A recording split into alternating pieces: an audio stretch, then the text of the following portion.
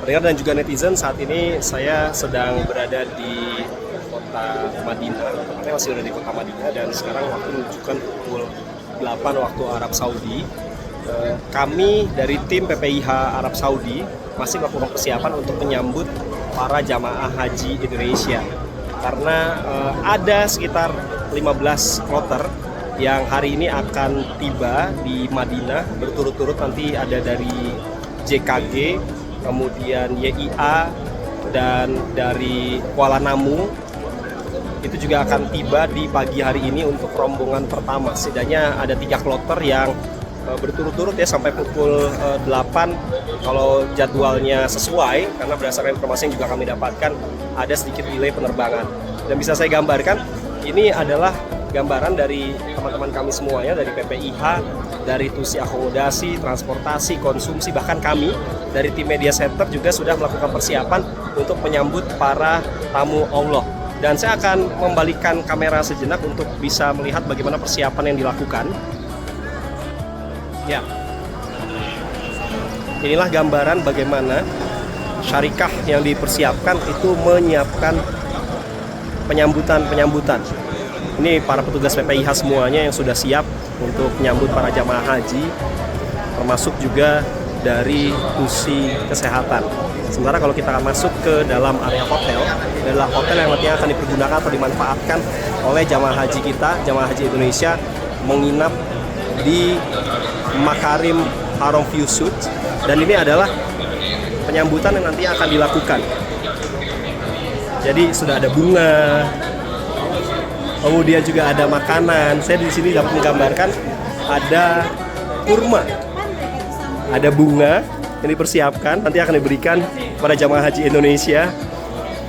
Ini juga ada sajadah, ada kurma ajwa.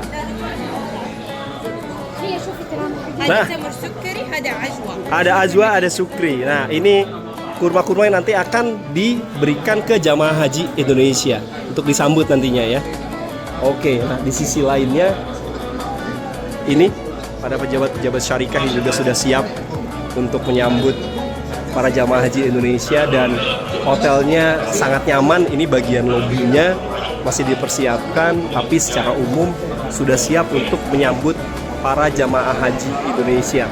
Dan kami bisa gambarkan juga jarak dari hotel Makarim Haram View Suites ini ke Masjidil Haram itu jaraknya hanya sekitar 50 meter saja.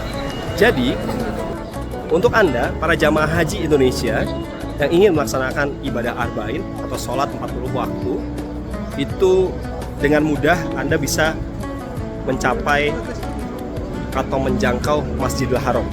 Ini saya sedang melakukan perjalanan. Kalau tadi saya berada di depan area lobi, sekarang saya sedang berupaya untuk menjangkau pintu terdekat atau menuju ke pintu terdekat Masjidil Haram. Dan di sini juga ada Pasar Bin Daud ya, jaraknya tidak sampai 50 meter, jadi nyaman sekali untuk Anda para jamaah haji Indonesia. Nah, di depan saya ini ada pintu 330 atau 3. Nah, di depan sana ya, jaraknya dekat sekali. Nah, ini adalah supermarket Bin Daud, di mana para jamaah haji Indonesia itu bisa memenuhi kebutuhan keseharian mereka. Dan perlu diinformasikan juga, di pagi hari cuaca ataupun suhu udara di kota Madinah ini cukup sejuk, di kisaran antara 27 derajat Celcius, di mana itu bisa dikatakan sebagai suhu udara yang cukup bersahabat ya, seperti agak-agak mirip-mirip dengan di Indonesia. Tapi kalau bicara di siang hari, suhu udaranya bahkan bisa sampai dengan 39 derajat Celcius. Untuk itulah, bagi para jamaah haji Indonesia perlu diketahui juga, jika Anda ingin beribadah atau sholat di Masjid Nabawi, Anda harus selalu menggunakan alas kaki. Ditambah, ketika Anda masuk ke Masjidil Haram, Anda juga harus siap sedia untuk menyediakan kantong plastik sebagai tempat atau wadah dari alas kaki Anda, sendal atau sepatu Anda. Dan meskipun sebetulnya sudah disiapkan atau disediakan juga di beberapa area ataupun pintu masuk menuju ke Masjid Nabawi, namun lebih baik kalau menurut saya Anda menyiapkan kantong plastik atau wadah untuk alas kaki Anda.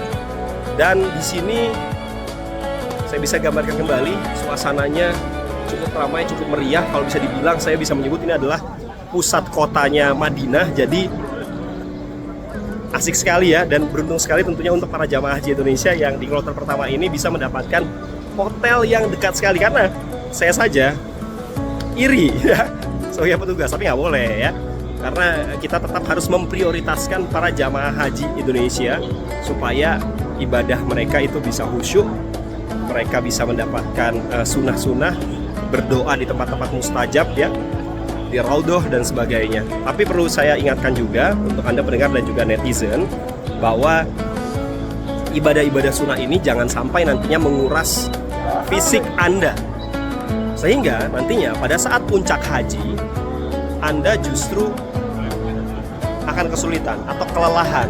Karena sebetulnya puncak haji itu adalah wukuf di Padang Arafah, sehingga fisik Anda harus betul-betul dijaga. Jangan sampai nanti justru pada saat puncak haji Anda tumbang. Perlu juga disampaikan ada tips dari kasih kesehatan daerah kerja Madinah. Nah, untuk Anda, karena suhu udara di siang hari tadi saya katakan bisa sampai dengan 39 derajat Celcius. Kaki Anda kalau misalnya Anda tanpa alas kaki berjalan di pelataran Masjidil Haram itu panasnya juga luar biasa ya. Saya bisa kasih tips sedikit. Kalau Anda ingin melaksanakan ibadah-ibadah, memang lebih banyak biasanya ibadah itu dilakukan selepas maghrib, selepas isya, bahkan hingga dini hari, selepas sholat tahajud biasanya ada banyak sekali. Saya melihat beberapa jamaah haji ataupun juga jamaah umroh dari negara-negara lain yang justru favoritnya mereka beribadah pada saat menjelang subuh sampai nanti selepas subuh. Itu yang biasanya cukup ramai didatangi oleh para jamaah haji, karena kondisi cuaca yang lebih bersahabat, lebih sejuk. Kemudian juga kalau kita misalnya mau berjalan tanpa alas kaki, kaki kita akan lebih safe ya, karena potensi untuk kaki melepuh itu bisa dihindari. Nah, untuk tips tadi mungkin dari dokter yang sempat kami jumpai, tipsnya adalah Anda selalu membawa alas kaki ya, selalu membawa alas kaki, sendal terutama yang siap selalu sedia berada di tas kecil Anda, yang mungkin bisa Anda bawa-bawa juga untuk kebutuhan perlengkapan Anda selama melakukan ibadah di Madinah. Dan karena suhu udara juga di siang hari itu lumayan agak-agak kering ya, pastikan juga Anda membawa lip balm atau pelembab bibir, karena saya juga sudah mulai merasakan bibir yang pecah-pecah karena kering ya. Dan untuk menjaga hidrasi, disarankan juga untuk 10 menit sekali Anda minum, tapi minumnya sedikit-sedikit saja, 2 teguk per 10 menit. Itu bisa menjaga tubuh Anda untuk terhidrasi, mencegah terjadinya dehidrasi. Atau jika masih kurang, Anda bisa menggunakan oralit. Ini sebagai salah satu cara juga supaya kita tidak dehidrasi. Nah, untuk kondisi-kondisi sakit tertentu, Klinik Kesehatan Haji Indonesia itu juga sudah siap, hampir 100% dipersiapkan untuk menangani para jamaah haji yang misalnya sakit ringan, bahkan sakit berat ya. Jika ada yang sakit berat itu nantinya akan dirujuk atau dirujuk ke rumah sakit milik pemerintah Arab Saudi atau rumah sakit swasta German Hospital ya, yang memang sudah bekerja sama dengan otoritas penyelenggara ibadah haji dari Indonesia, yaitu Kementerian Haji dan Umroh Republik Indonesia. Sehingga Anda tidak perlu khawatir, Anda keluarga yang ada di tanah air tidak perlu khawatir, karena kami semuanya sebagai petugas penyelenggara ibadah haji ini sudah betul-betul siap untuk menyambut para tamu Allah, keluarga Anda yang melaksanakan ibadah haji di tahun ini. Kami siap untuk melayani para tamu-tamu Allah. Kami sudah bersiap sedemikian rupa, dan tentunya mudah-mudahan upaya yang sudah kami lakukan ini bisa memberikan kenyamanan kepada Anda, para jamaah haji dan keluarga yang ditinggalkan di tanah air ya, beribadah di Tanah Suci itu juga bisa merasa tenang karena ada para petugas haji yang memang sudah siap untuk selalu membantu para tamu-tamu Allah ini. Nanti kita akan ketemu lagi di video saya selanjutnya, para pendengar dan juga netizen. Jangan lupa untuk informasi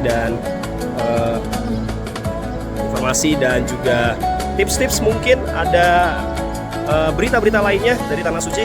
Di follow sosial medianya Asinta dan juga jangan lupa untuk dengerin terus Radio Asinta. Salam dari saya, Beri Hamzah dari Kota Madinah Al Munawwarah.